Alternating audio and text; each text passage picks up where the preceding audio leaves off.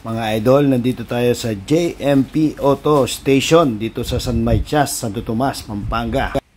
Marami na tayong pinuntahan mga idol, pero isa ito sa pinaka the best deal na napuntahan natin. Napakabait ng may-ari at saka yung kanyang misis. Shoutout po sa inyo mga madam, salamat po sa discount. Ngayon po, eto nga, nandito na tayo para palagay ng Safari air intake mga idol. Subukan natin kung paano version niya sa napapanood natin sa mga TV, sa YouTube, at yung mga pagtatanong natin sa mga iba't ibang mga kaibigan. Paano ang paglalagay at ano magiging tulong nito. Pinaumpisa na natin mga idol. Yung mga nakikita nyo mga bakal na yan, dati na yan, mga nauna na yan, tsaka yung mga gulong na mags at tsaka shock. Unti-unti natin mga idol. Yan, tinanggal na nga yung ating air filter mga idol. Yun pa rin naman ang gagamitin, pero bubutasan niya dyan. Yan, meron siyang pattern na ilalagay dyan. Yun, syempre matadagdagan. Yan, papalitan na natin yung lumang mudguard natin mga idol. Bago yung pagpipix mga idol, syempre susukatin niya muna, titingnan niya muna kung saan bubutasin at paano yung magiging level ng kanyang paglalagay dito sa air intake. Yan, yung pattern niya, ayan, nabutasan niya na yung paglalagyan ng air filter natin mga idol.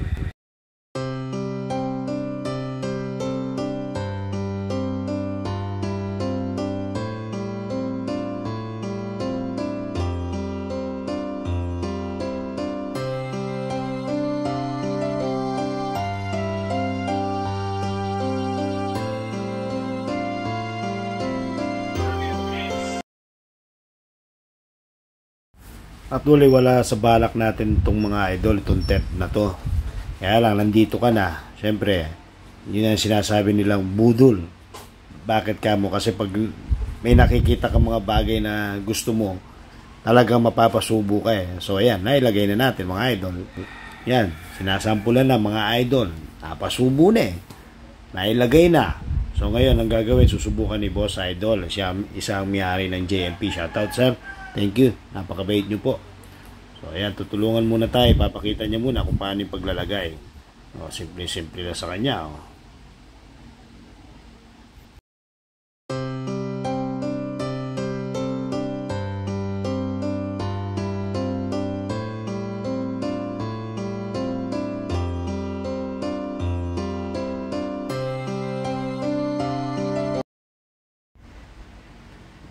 Yan. Tingnan natin. So ito, may lagayan pa ng ilaw to. Dapat pala hindi kasama yon. So ayun nga, nadagdagan pa yung gastos natin. Additional na naman mga idol. Yan, ang inaayos na pala yung ating jaws, yung parang mudguard sa ilalim. Pinapalit na natin mga idol habang nilalagay nila to ng tent. So wala sa balak natin yan. Nauna pang natapos. Ay, gastos. Yan. Yung ilaw niya pwede mo isaksak doon sa loob mga idol, doon sa cigarette extension ng ating Hilux doon sa loob. Ayan, sinasample na ni Boss Idol.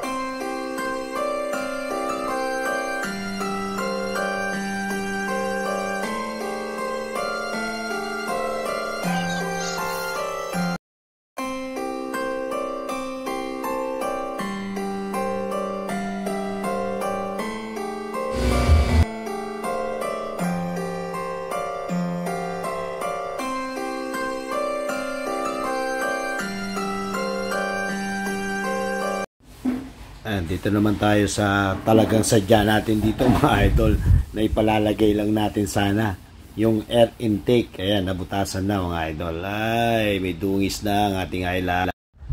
Medyo sinusukat-sukat niya muna, hindi muna inigpitan yan mga idol. Siyempre, nakabantay tayo para at least pulido yung pagkalagay, malinis. Pero shoutout dito sa naglagay natin mga idol. Maayos naman po at malinis ang kanyang pagtatrabaho.